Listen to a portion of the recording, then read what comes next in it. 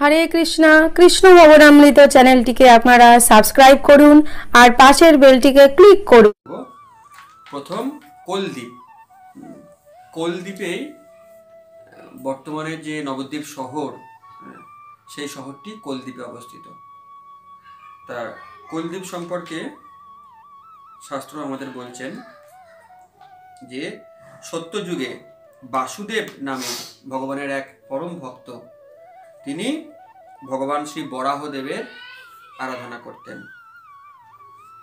এবং তার ফলে একদিন পর্বতের মতো উঁচু শরীরধারী কোল বা বরাহ রূপে তিনি ভগবানের দর্শন লাভ করলেন। কুলিয়া পাহাড় বলি খ্যাত এই স্থান, গঙ্গা তীরে উচ্চ ভূমি পর্বত সমান। সেই কুলিয়া, তার থেকে এলো কোলদ্বীপ, এটি গঙ্গা তীরে উচ্চভূমি। বাসুদেব নামে এক ব্রাহ্মণ কুমার, বরাহ দেবের সেবা করে বারবার। তাহলে এই কোলদ্বীপটি প্রকৃতপক্ষে বাসুদেবের সাধনার ফল।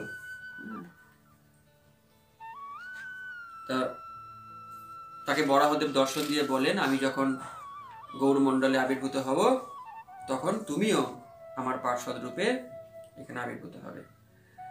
তা এই কুলিয়াতে চৈতন্য মহাপ্রভু টানা 7 দিন অবস্থান করেছিলেন এবং খুব বিখ্যাত চাপাল গোপাল, তার কাহিনী আমরা জানি।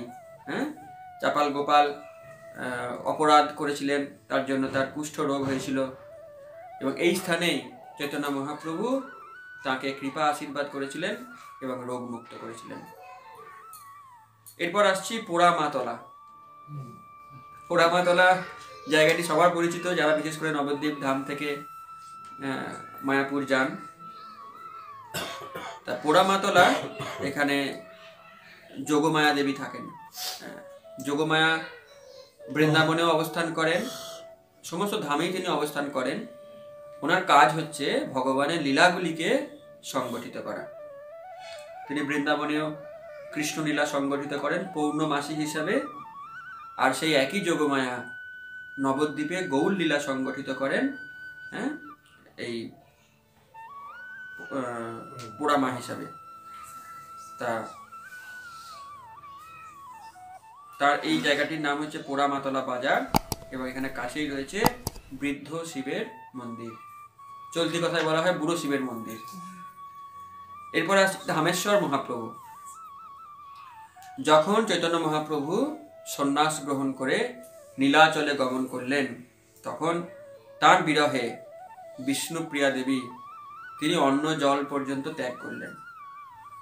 তখন মহাপ্রভু তাকে স্বপ্নে আদেশ দেন যে তুমি নিম কাঠের তৈরি আমার বিগ্রহ নির্মাণ করো এবং সেই বিগ্রহের তুমি উপাসনা করো।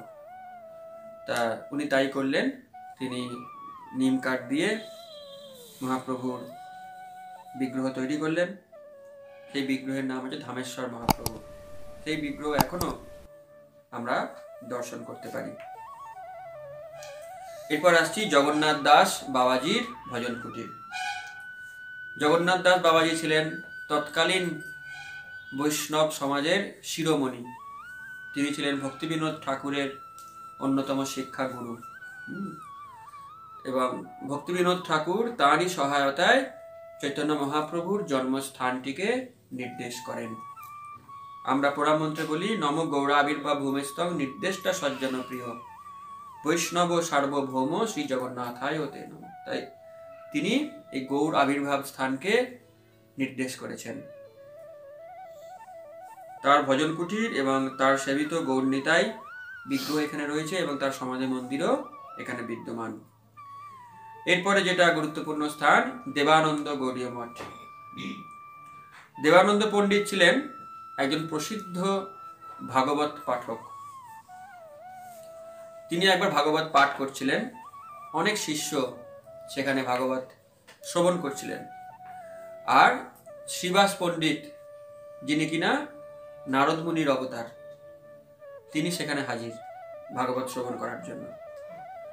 এখন তিনি যেহেতু শুদ্ধ ভক্ত, তিনি ভাগবত শ্রবণ করতে করতে তার অষ্টসাত্ত্বিক বিকার উপস্থিত হয়েছে। এখন দেবানন্দ পণ্ডিতের শিষ্যরা এটি বুঝতে পারেননি। ওনারা ভেবেছেন হয়তো ইনি উন্মাদের মতন আচরণ করছেন। তখন তারা কি করেন, ওই স্থান থেকে শ্রীবাস প্রভুকে ওই স্থান থেকে বের করে দেন। এবং যখন এটি ওনারা করছেন তখন দেবানন্দ পণ্ডিত তার দিকে বাধা দেননি। এর ফলে তার অপরাধ হয়, বৈষ্ণব অপরাধ হয়। তা তিনি যেহেতু শ্রীবাস পণ্ডিতকে ঠিকঠাক সম্মান দেননি, তার অপরাধ হয় এবং তার অপরাধ থেকে তিনি পরবর্তীকালে বক্রেশ্বর পণ্ডিতের কৃপায় তিনি অপরাধ থেকে মুক্তি লাভ করেন এবং মহাপ্রভুর কৃপা লাভ করেন। তা একে বলা, এই জায়গাটার নাম হচ্ছে অপরাধ ভঞ্জনের স্থান। হ্যাঁ, এমনি লোকাল নাম হচ্ছে তেঘড়িপাড়া। এবং এখানে একটি সুন্দর মন্দির আছে, সেই মন্দিরটি নির্মাণ করেন শিল এসি ভক্তিবেদান্ত স্বামী প্রভুপাদের সন্ন্যাস গুরু শ্রীমৎ ভক্তি প্রজ্ঞান কেশব গোস্বামী মহারাজ। সেই মন্দিরটির নাম হচ্ছে দেবানন্দ গৌড়ীয় মঠ। হরে কৃষ্ণ।